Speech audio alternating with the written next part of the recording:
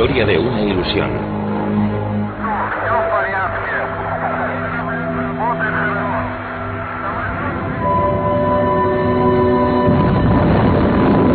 El colapso.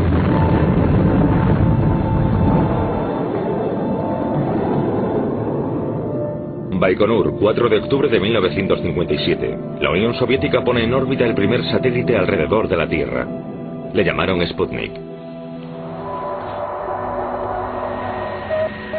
Un discreto pitido procedente del espacio exterior alarma al mundo occidental, que teme que los cohetes utilizados para lanzar el satélite puedan transportar bombas atómicas.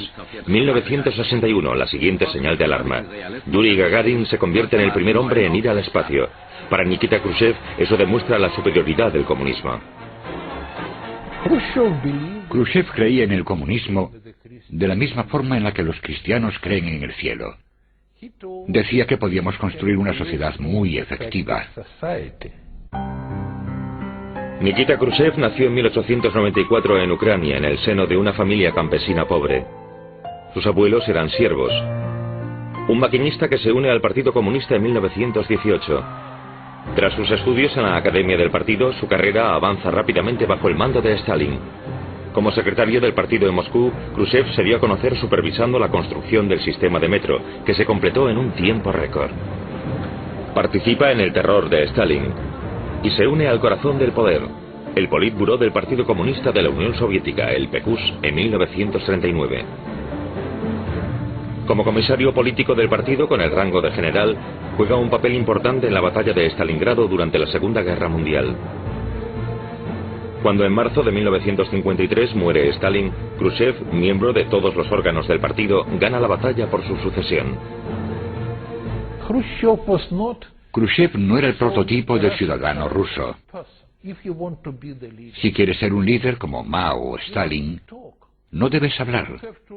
Tienes que hacer acto de presencia una vez al año, decir algo que nadie entienda, para que luego todos discutan lo que tú tienes en mente, porque eres más listo que los demás. En el 20º Congreso del Partido en 1956, Khrushchev sorprende a todo el mundo denunciando los crímenes de Stalin. Se liberaron y rehabilitaron cientos de miles de prisioneros del archipiélago Gulag. La segunda parte de la revolución de Khrushchev fue su negativa a participar en la explotación sin límite de su propio pueblo. Stalin creía que el pueblo soviético debía ante todo producir y no consumir. El consumo era considerado burgués. Khrushchev legitimó el consumo. Nikita Khrushchev quería mejorar el nivel de vida general. Hizo lo posible porque se incrementase la producción en todos los segmentos. Fomentó el cultivo de nuevos campos para uso agrícola en todas partes. Khrushchev intentó no solo alcanzar los niveles americanos, sino superarlos. El maíz comunista doblaba en tamaño al maíz capitalista. Dijo a los estadounidenses en uno de sus discursos: vais por delante de nosotros, sois más efectivos. Vamos a aprenderlo todo de vosotros y luego o os unís a nosotros o os diremos adiós. Khrushchev tenía un don natural. Tenía una memoria fantástica y comprendía lo que estaba sucediendo con mucha rapidez. Pero Khrushchev fue un claro ejemplo de cómo el poder absoluto corrompe por completo a un político. Viena, junio de 1961. Los dos hombres más poderosos del mundo hacen una glamurosa aparición. El joven y recién elegido presidente estadounidense John Fitzgerald Kennedy y Nikita Khrushchev, jefe de gobierno y del Partido Soviético, se reunían por primera vez. Desmoralizado por el fracaso de la invasión cubana de Bahía Cochinos, la actitud de Kennedy es reservada. Khrushchev toma la ofensiva y repite su petición de que los aliados occidentales se retiren de Berlín. Solo 2 meses después de la cumbre de Viena comienza la construcción del muro de Berlín el 13 de agosto de 1961. Se cierra la brecha del telón de acero que permitía a miles de personas escapar cada día hacia Occidente. La construcción del muro de Berlín fue desde luego una derrota para el sistema, porque el muro demostraba que no se podían proteger a sí mismos y que no le resultaban atractivos al pueblo. La élite ya se había ido en 1961. Si no hubiesen cerrado esa vía de escape, también se habrían ido todos los demás, lo que resultaría intolerable porque seguían creyendo en la construcción de su Estado socialista. Por eso construyeron el muro, que se ajustaba a la lógica de ese experimento comunista tan particular. Occidente no efectúa ningún ataque. Khrushchev sigue en su línea de confrontación, ofrece su apoyo a varios movimientos de liberación y se presenta a sí mismo como líder del tercer mundo. Khrushchev utiliza a Naciones Unidas como foro político.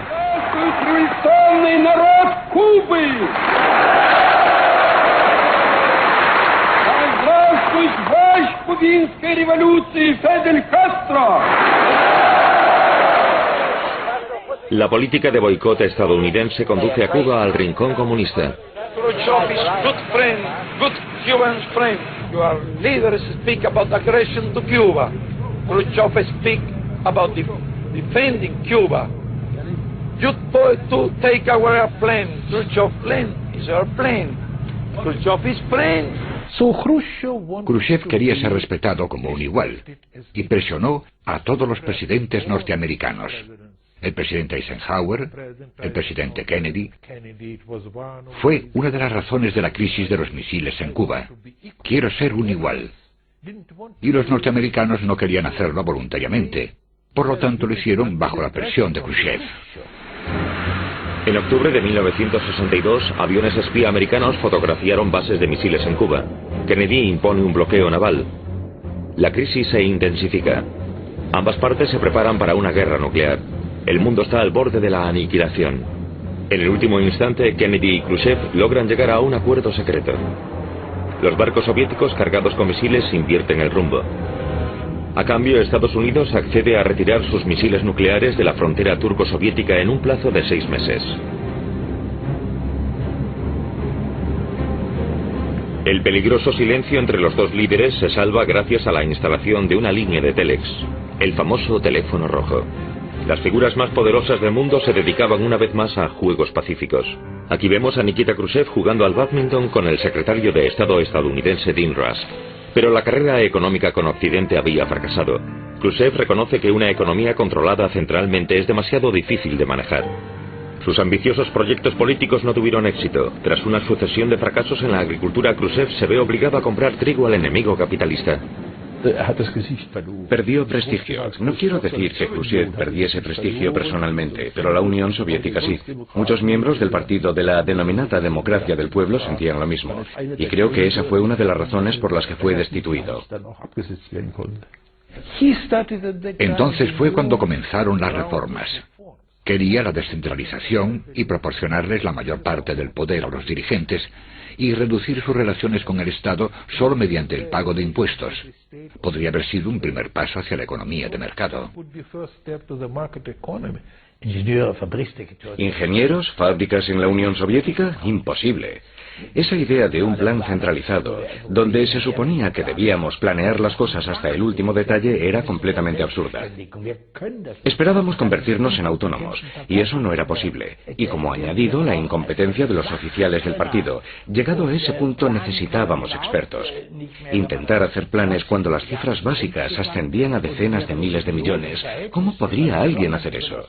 Se estaba hablando de reformas económicas de largo alcance. No solo necesariamente de privatización, sino de otras cosas también. Y realmente sin ellas, la economía soviética se iría a la bancarrota. Y toda la burocracia estaba en contra de eso, porque comprendían que debían tener el control. Y querían estabilidad y la certeza de que ocuparían sus puestos hasta que muriesen. Por lo tanto, querían que se les sustituyese. Para celebrar su 70º cumpleaños, en abril de 1964, a Nikita Khrushchev se le concede la mayor condecoración del país, Héroe de la Unión Soviética. La ceremonia de condecoración la dirige Leonidas Brezhnev, que al mismo tiempo también planea un derrocamiento. Solo 6 meses después, en octubre de 1964, llega la hora. Khrushchev es expulsado del poder. Los que lo apartan de sus funciones son los antiguos estalinistas o neoestalinistas, los burócratas y los privilegiados, porque quería ir demasiado lejos. La Unión Soviética era una sociedad de clases y no le interesaba sacrificar sus privilegios.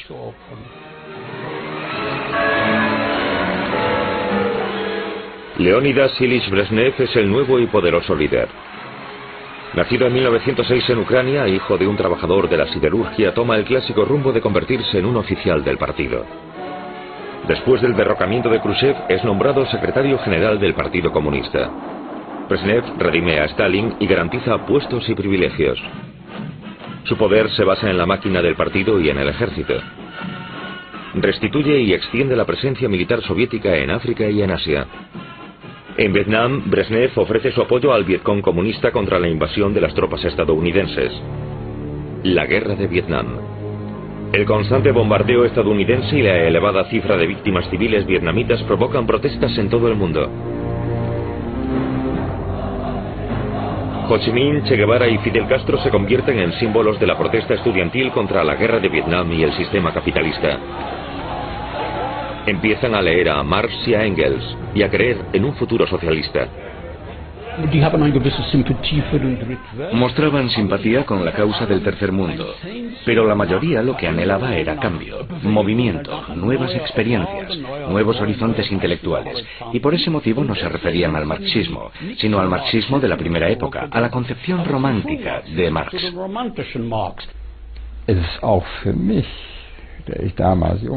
Para mí fue un fenómeno. Entonces era joven. No alcanzaba a comprender cómo alguien que vivía en el Berlín occidental, a pocos kilómetros de la República Democrática Alemana, pudiese seguir creyendo en el marxismo o incluso en el comunismo. El movimiento estudiantil de 1968 se definía perfectamente con su propio eslogan: no confíes en nadie mayor de 30, lo que dejaba claro que era una rebelión contra la generación de sus padres. No eran comunistas, simplemente eran necios. No somos unos peones inútiles de la historia, incapaces de tomar el destino en nuestras manos. Podemos modelar el mundo de una manera nunca vista. Un mundo que no sepa lo que es la guerra, en el que no exista el hambre y que no exista en todo el planeta. Es nuestro cambio histórico, ¿debemos dejarlo pasar? No soy un político de carrera, pero somos personas que no queremos que este mundo continúe así. Y esa es nuestra lucha. Vivíamos en una sociedad completamente osificada, con todas esas organizaciones importantes atrincheradas en esa rígida sociedad de posguerra. Y con esto quiero decir que todos los partidos estaban cómodamente establecidos. Y la juventud estudiantil de Varsovia, de Berlín o de Frankfurt no quería conformarse con eso. Quería un cambio. Por supuesto, no teníamos ni idea de que el cambio tardaría 30 años. Y que no se llevaría a cabo en el lado capitalista, sino en el lado post-estalinista. Al final, mucho de lo que pedíamos entonces se hizo realidad, pero no sucedió en Occidente, sucedió en el Este. En Checoslovaquia el pueblo también soñaba con una sociedad más libre y justa. La primavera de Praga se convierte en un símbolo del socialismo con cara humana. Las reformas democráticas de Alexander Dubček son recibidas con entusiasmo por los checoslovacos. En julio de 1968, Leonidas Brezhnev llega a Bratislava para una reunión del Pacto de Varsovia y pide que los camaradas checoslovacos retomen el camino soviético del socialismo. Los líderes soviéticos luchaban rigurosamente contra cualquier intento de los estados satélites, que era como se les llamaba entonces, por desligarse del bloque, y no toleraban nada que pudiese poner en peligro el comunismo en su doctrina pura. Brezhnev, que era contrario a cualquier reforma, y que temía que si algo cambiaba, afectaría a la Unión Soviética, intentó paralizar esas cosas. 21 de agosto de 1968. Las tropas del Pacto de Varsovia entran en Praga. El gobierno checoslovaco condena... 21 de agosto de 1968. Las tropas del Pacto de Varsovia entran en Praga. El gobierno checoslovaco condena la invasión como una violación de las leyes internacionales. Pero no obstante dice al ejército y al pueblo que no opongan resistencia. Pero el pueblo hace frente a los tanques. La primavera de Praga finaliza de forma violenta. De manera retrospectiva, la Unión Soviética justifica sus actos con la doctrina de Brezhnev, el deber común de todos los miembros del Pacto de Varsovia de defender el socialismo. Tras la ocupación soviética de Checoslovaquia en 1968, escribí e hice público que ese era el inicio del fin del sistema soviético, porque eso significaba que ahora era un sistema basado enteramente en la fuerza militar y en la represión burocrática. No se debería olvidar nunca, aunque algunos lo hagan hoy en día, que la Unión Soviética tenía un enorme arsenal de armas nucleares. Eso significa que todas esas críticas contra Occidente por no intervenir ante unos crímenes tan horribles deberían tener en cuenta que esa intervención terminaría con una guerra mundial y con la muerte de millones de personas. Existía un peligro, y todos vivíamos conscientes de ese peligro. Y era enormemente importante mantener una postura militar que no les proporcionase a los líderes soviéticos ni el más remoto grado de confianza en que pudiesen ganar una guerra nuclear. Ambas superpotencias contaban con armas nucleares capaces de destruir el mundo varias veces. Un país no podía atacar al otro sin el riesgo de su propia caída. Esa superabundancia de armas se denominó la balanza del terror, y se suponía que su fin era garantizar la paz durante la Guerra Fría. La mayor concentración de armas se encuentra en los dos estados alemanes, el campo de batalla nuclear más apropiado. El nuevo gobierno alemán, bajo el mando de Willy Brandt, estudia las posibilidades de terminar con la confrontación entre los sistemas.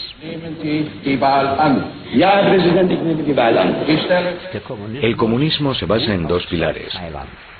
El primero es el poder militar, tanques y misiles. El segundo es la ideología.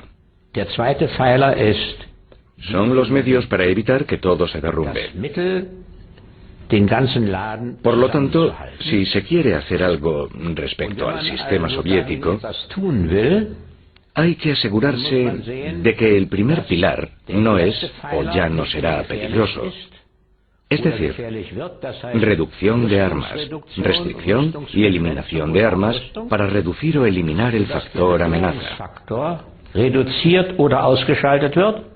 Y el segundo factor, la ideología, es algo de lo que solamente los socialdemócratas se pueden encargar. Y eso constituía la base hipotética sobre la que actuábamos. Pero Willy Brandt decía: tenéis que guardar silencio. No podemos permitir que nadie de fuera sepa que tenemos esta concepción en mente. De no ser así, dirían, están locos, y no son consecuentes.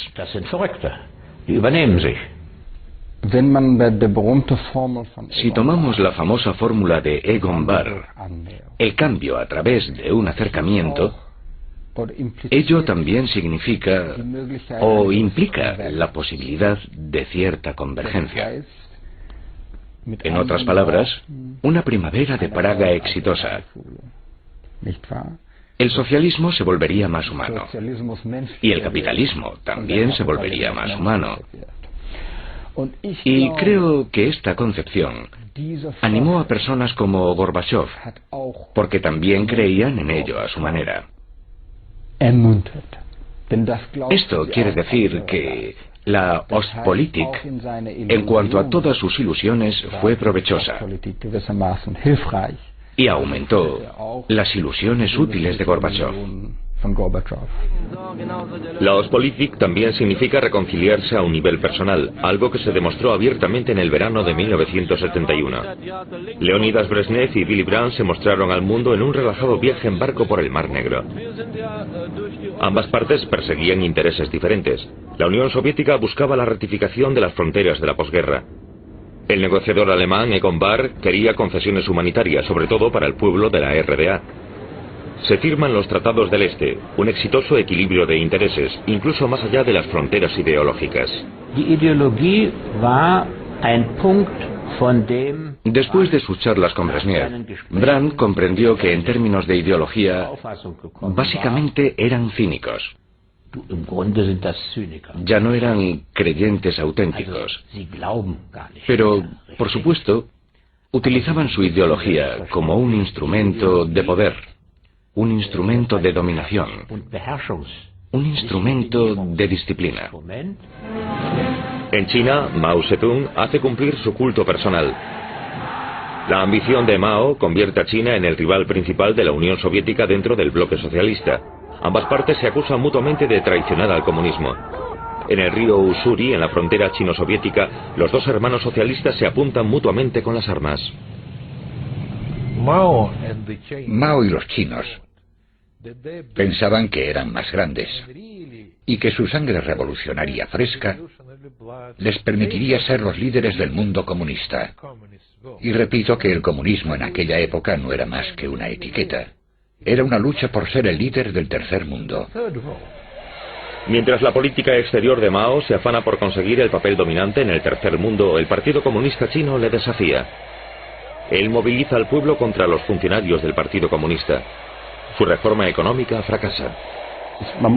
Hay que pensar en ello como una guerra civil gigante. Por supuesto se llevaron a cabo 1 o 2 juicios públicos, pero se trató de una guerra civil, con masacres horribles, y también otros juicios menores, no comparables con los juicios de Stalin, y en cierto modo, algo incluso más brutal que lo que sucedió en Moscú. Tras la muerte de Mao Zedong, en China se produjo otro cambio radical. Deng Xiaoping logró triunfar allí donde fracasó Nikita Khrushchev después de la muerte de Stalin. Con la lenta introducción de zonas empresariales libres, Deng llega a descentralizar la economía de acuerdo al modelo de la economía de mercado. Al mismo tiempo, el Partido Comunista se aferra a su poder.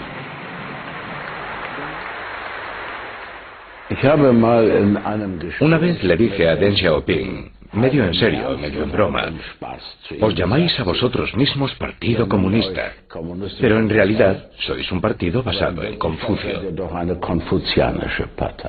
Hablábamos en inglés, y él me dijo, ¿so what? Lo que seguramente quería decir, que no le importaba. En la Europa occidental, los comunistas también volvían la cara a la Unión Soviética como modelo.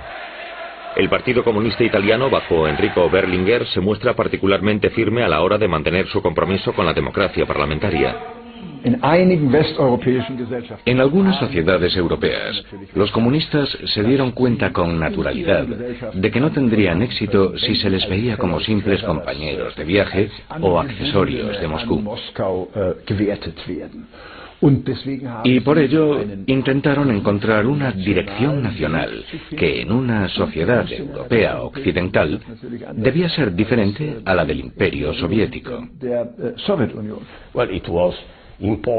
Era importante ser más autónomo, más independiente, tener una visión propia de la democracia y del socialismo.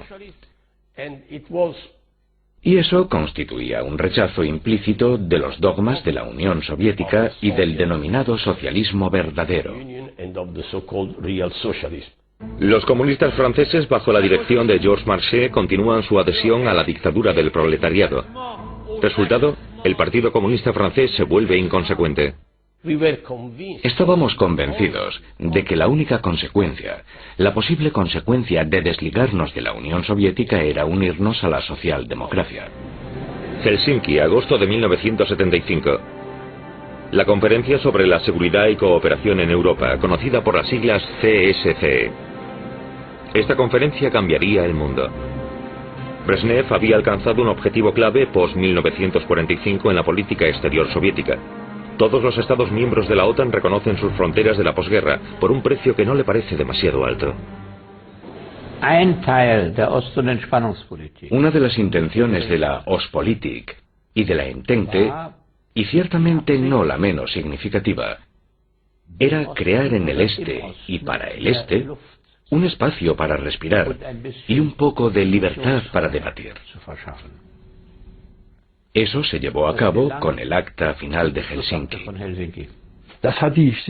Eso debilitó los sistemas, porque de repente todo el mundo aprobaba el paquete completo de declaraciones y cosas que en realidad iban contra su naturaleza. Tras años de preparación, 35 líderes de Estado y de Gobierno firman el acta final de la CSCE. Su principio, reconocimiento y seguridad de las fronteras a cambio de garantizar los derechos humanos. El texto del tratado debía publicarse en los periódicos con todos los países signatarios. Esta condición permitía a los ciudadanos de cualquier lugar leer el catálogo de derechos que su país se había comprometido a mantener. Eso significaba que el pueblo podía remitirse a esos documentos una vez que habían sido publicados en los periódicos. Todos los movimientos de derechos civiles y disidentes se basaban en ellos, o abandonaban después de Helsinki 1975. Con respecto a los disidentes, yo diría para empezar que el análisis que hicieron en los años 70 fue acertado, lo cual asumía que el comunismo no se podía reformar desde arriba y que solo se podía destruir desde abajo. Destruir a través de una evolución pacífica. A lo largo de todo el bloque del Este, el pueblo hizo rápidamente uso de los nuevos derechos otorgados en el acta final de Helsinki. En Checoslovaquia, un grupo de disidentes que rodean a Jiří Hájek y a Václav Havel firman la Carta 77, en la que hacen públicas sus peticiones. La reacción de los poderes comunistas es la represión. El número de prisioneros políticos aumenta. Después de Helsinki, la opinión pública observa con mucha atención cómo trata el aparato del Estado a los disidentes. Los arrestos y el exilio llegan sin previo aviso, especialmente el de los activistas de los derechos humanos conocidos internacionalmente. La KGB intenta aislar del mundo exterior al premio Nobel de Física Andrei Sájarov. El escritor Alexander Solzhenitsyn es expulsado de la Unión Soviética. Las críticas públicas al sistema no están permitidas bajo el gobierno de Brezhnev. Los rusos llaman a esta época los años pesados, pero fue una época en la que incluso el ruso medio gozaba de cierta modesta riqueza y podía recoger frutos de la civilización, tales como un frigorífico, una radio, un televisor, incluso un coche. Pero al final del periodo de Brezhnev era difícil no notar el desfallecimiento. El sistema no funciona. Ya no suministra esos modestos artículos de lujo y ahí está Afganistán. Afganistán, 1979. Cuando el régimen comunista amenaza con colapsarse, los tanques soviéticos se ponen en movimiento una vez más. La invasión del ejército soviético se condena en todo el mundo como un acto de agresión. Se reanuda el enfrentamiento entre este y oeste. Los costes enormes que conlleva la guerra arruinan la economía soviética. Los estadounidenses, bajo la presidencia de Carter, comienzan a desarrollar sobre una docena de nuevas tecnologías militares. Y nosotros reaccionamos con nuestros propios programas. El presupuesto para la sanidad se recortó en un 40%. Los gastos para cultura, escuelas, etcétera, en un 30%. Ahí fue donde comenzó la agonía de la sociedad y del Estado. Hacer cola se convierte en una ocupación a jornada completa. Incluso el abastecimiento más básico supone un problema. Hay estanterías vacías por todas partes. La economía de la escasez paraliza todo el bloque del Este. Mientras la informática hace estallar la tercera revolución industrial en Occidente, los líderes soviéticos intentan aislar al país de cualquier influencia externa. Ya se quejaban de que en Occidente cualquier chico podía jugar con un ordenador, mientras que ellos, solo tras muchos exámenes y con más edad, podían entrar en contacto con las máquinas. La integración de la informática en la vida cotidiana, por no hablar de la militar, que había en Occidente, no existía para ellos. Eso requería un espíritu de libertad. Una sociedad moderna, y la sociedad rusa era al fin y al cabo una sociedad moderna, no permite que le den órdenes continuamente. Y las reglamentaciones y las imposiciones eran la esencia del brezhnevismo. A finales de los años 70 surge la resistencia en Polonia contra el gobierno. Los trabajadores hacen... A finales de los años 70 surge la resistencia en Polonia contra el gobierno. Los trabajadores hacen huelga. La resistencia en Polonia tenía mucho que ver con la fuerte posición de la Iglesia Católica y también con la particularidad de que los polacos tenían un obispo que había sido elegido papa. En 1979 el Papa Juan Pablo II visita su país natal. Allí a donde va lo recibe una multitud entusiasta.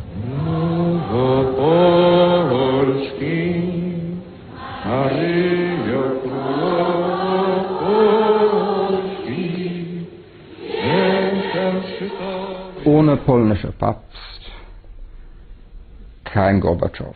Sin papa polaco no hay Gorbachev, ni revolución de terciopelo en 1989. Con toda certeza, sin el papa y sin su visita a Polonia en 1979, la ruptura del régimen y la experiencia que condujo a Solidaridad no habría tenido lugar. La visita del Papa inspira un nuevo movimiento de oposición. Los trabajadores del muelle de Lenin en Gdansk inician uniones independientes que se agrupan bajo el nombre de Solidarność, Solidaridad, bajo el liderazgo de Lech Walesa.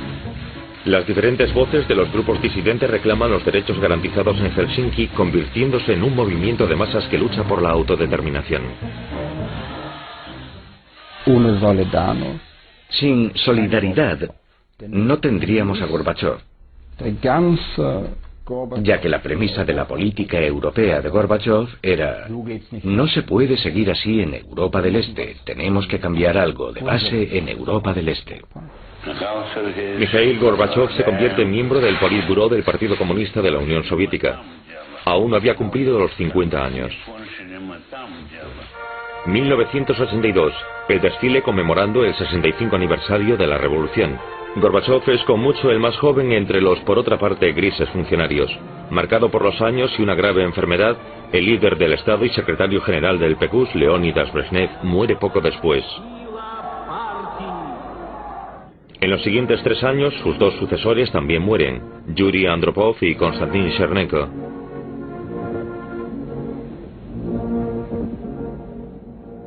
La elección de un Mikhail Gorbachev de 54 años como secretario general parece liberadora. Gorbachev, hijo de un conductor de cosechadora, estudió Derecho en Moscú. De camino al desfile del 1 de mayo con su familia, Gorbachev es ahora el hombre más poderoso de la Unión Soviética. El pueblo tiene sus esperanzas puestas en él. En mi primera charla con Gorbachev, él sacó a relucir que la idea de comunismo debía ser liberada del viejo bagaje que suponía el legado de Stalin. Liberada de los crímenes cometidos bajo las estructuras que Stalin había levantado.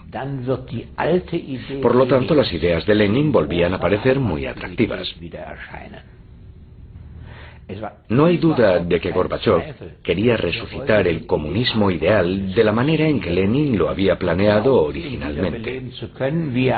Y Gorbachev pensaba que él sería capaz de hacerlo.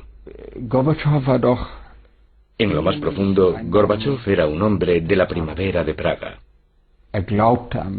Creía en un socialismo con cara humana. Creía que el comunismo se podía reformar, y sin esa ilusión seguramente no habría llegado tan lejos. La persecución de disidentes finalizó. El 15 de diciembre de 1987 le enviaron 2 electricistas a Sájarov. Le instalaron un teléfono y le dijeron: mañana recibirá una llamada.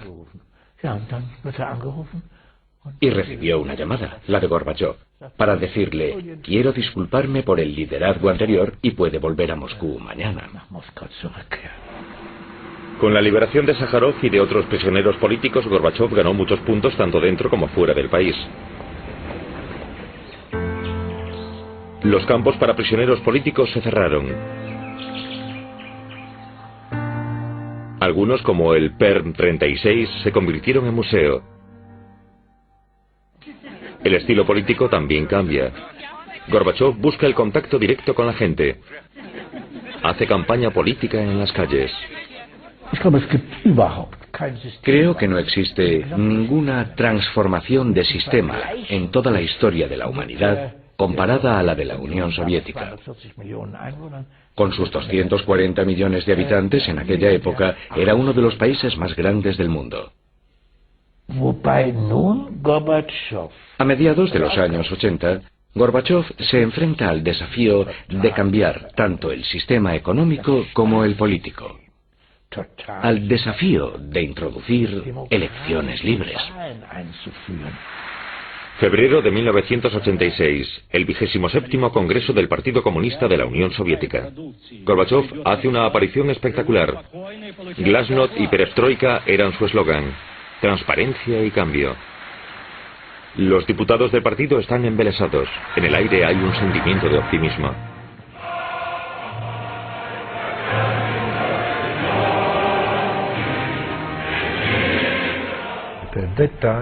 En aquel momento, Gorbachov era el mejor de nosotros. Acabó con la Guerra Fría. Redujo la amenaza nuclear. Fue un gran cooperador y opositor. Fue el último bolchevique del siglo XX. El presidente Reagan quería lo mismo y era un anticomunista muy motivado ideológicamente. Con respecto a Reagan, era un anticomunista inflexible. Inflexible en cuanto que pensaba, tenemos no solo la responsabilidad, sino también la oportunidad de acorralar a la Unión Soviética en una carrera armamentista hasta que empiece a chillar. Y eso fue lo que hizo. Pero fue lo suficientemente listo como para hablar como un guerrero frío y tomar decisiones como un político de la Entente. Reykjavik supuso el punto decisivo entre Washington y Moscú.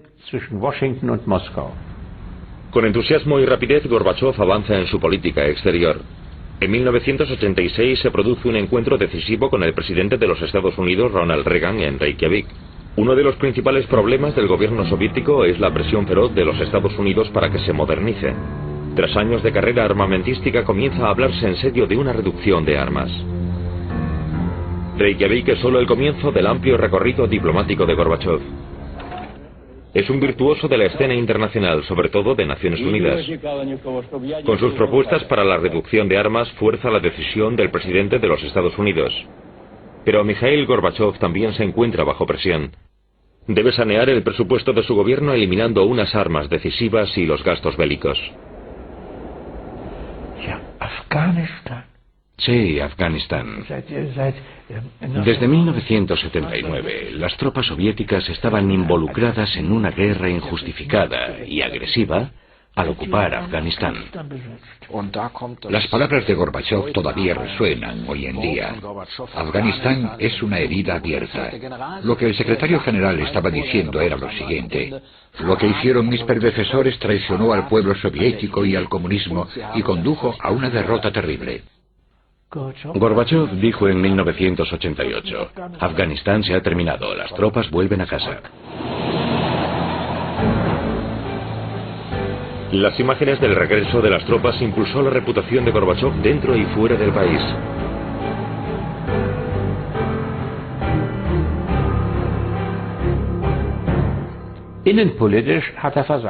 Fracasó en términos de política interior. Tenía que ser así, porque no existe ningún libro de texto que diga cómo convertir una economía manejada por el Estado con muchas dificultades en una economía social de mercado. Pronto nos dimos cuenta de que no tenía un sistema, un programa. Su tesis era, ataca primero y mira luego alrededor. Y después dijo, es lo que dijo Lenin una vez. Una pequeña confusión. Lenin no lo dijo, lo hizo Napoleón.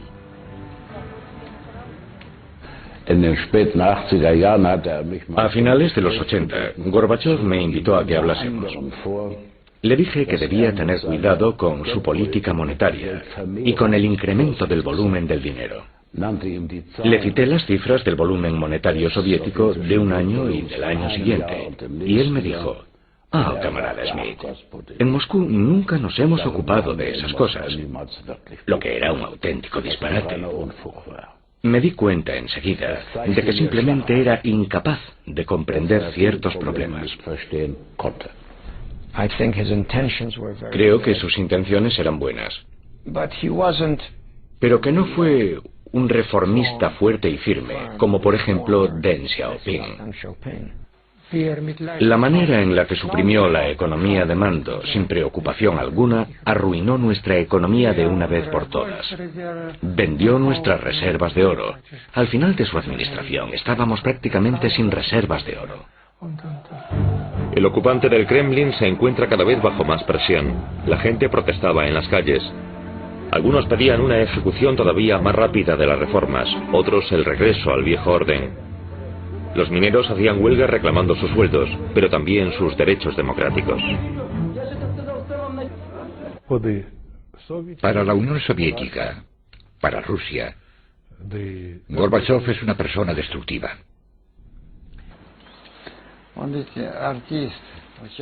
Es un virtuoso, un actor. Todo el mundo pensaba que era totalmente capaz de adaptarse. Podía representar tanto comedia como tragedia.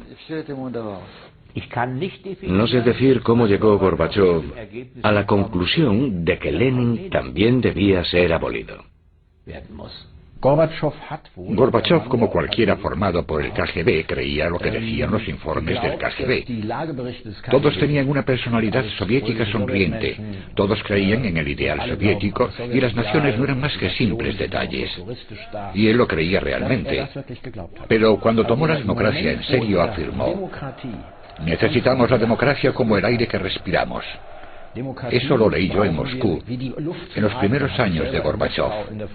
Subestimó el hecho de que la democracia también podía ser altamente explosiva, combinada con el nacionalismo.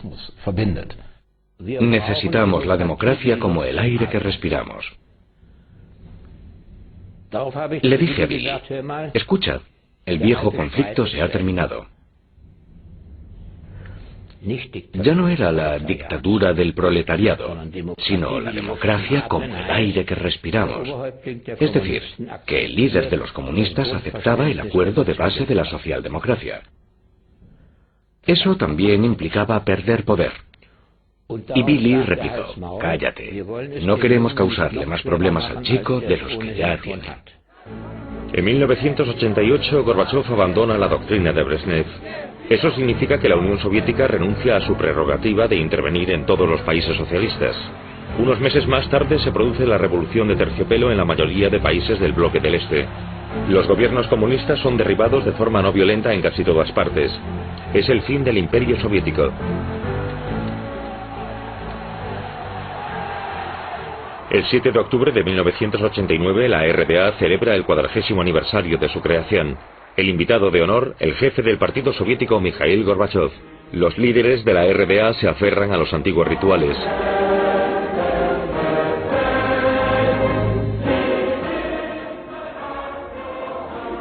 Pero en las calles se forman protestas. Aquí también Gorbachov es un faro de esperanza.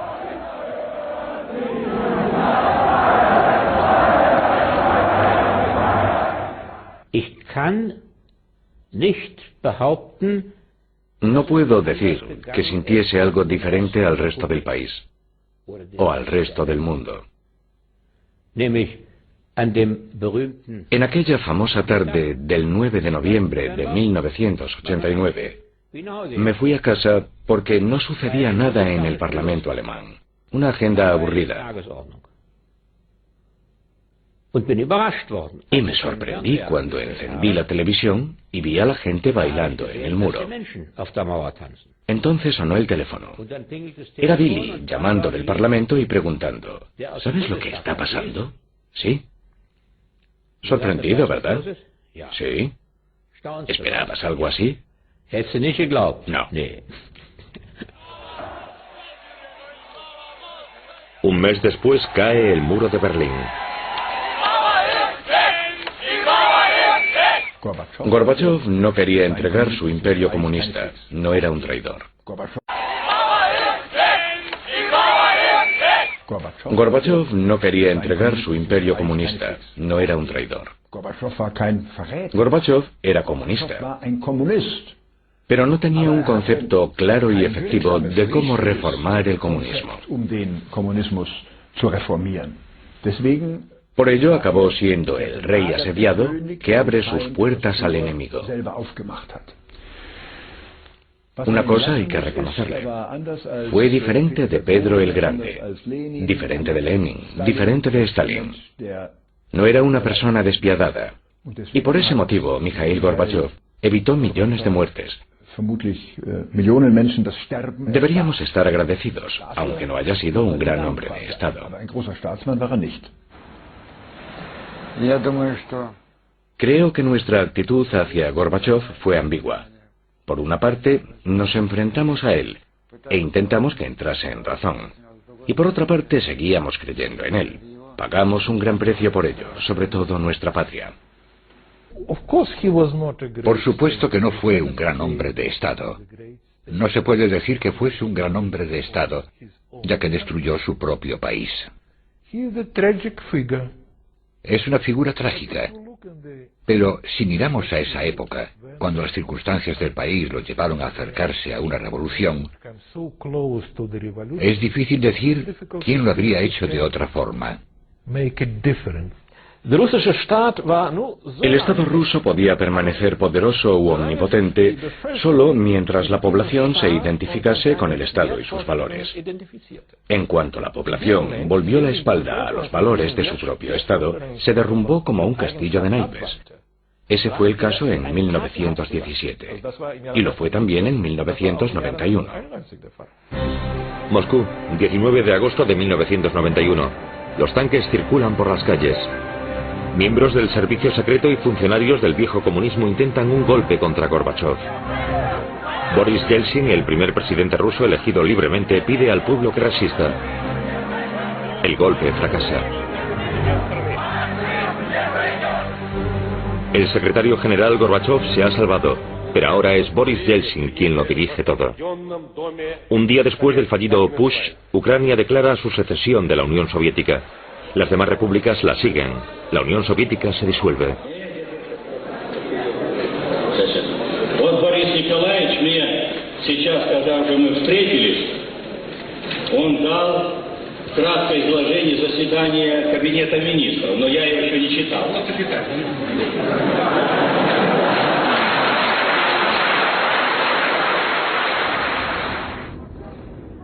El 25 de diciembre de 1991, Gorbachov pronuncia un discurso por televisión presentando su renuncia como último líder comunista de la Unión Soviética.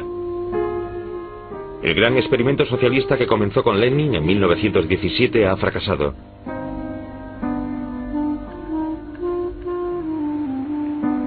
La bandera roja que ondea sobre el Kremlin es retirada.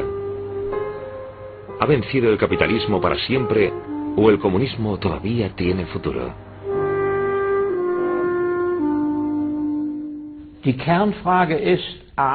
La primera pregunta esencial es, ¿el capitalismo puede reformarse después de que su aspirante ha demostrado su incapacidad de reforma? Y la segunda pregunta esencial, considerando el hecho de que estamos en medio de un desarrollo que afecta a todas las sociedades industriales, en las que las máquinas cada vez necesitan menos gente para producir más y más, ¿cómo se puede escapar de esa situación sin dañar o destruir el sistema? Yo no creo en la eterna victoria del capitalismo. Pero tampoco creo en que una doctrina tan absurda y antihumana como el comunismo pueda restablecerse. Creo que el próximo cambio decisivo se dará para reprimir políticamente este increíble sistema económico y dinámico. El viejo comunismo no va a regresar. Los conflictos socioeconómicos son demasiado brutales y demasiado complicados. Imperará la idea de la democracia parlamentaria. El comunismo es la visión, la idea, pero también la realización de que la gente no ha estado eternamente sometida a las leyes salvajes de la competencia. Un sistema comunista como el que se introdujo en Rusia en 1917 se desacredita a sí mismo y no tiene futuro. Las lecciones de historia han sido tan duras. Creo que nadie puede insistir en esas posiciones y en esas ilusiones. No le veo futuro al comunismo como ideología, para que pueda representar las bases de movimientos sociales y políticos significativos, particularmente en Europa. Pero la idea de la igualdad de las personas existirá en nuestras almas para siempre. La idea de igualdad no procede del comunismo, sino de la Revolución Francesa, que se remonta a más de 200 años antes. La idea de igualdad siempre fascinará a las personas, pero si se consideran comunistas por ello, ya estamos hablando de una cuestión completamente diferente.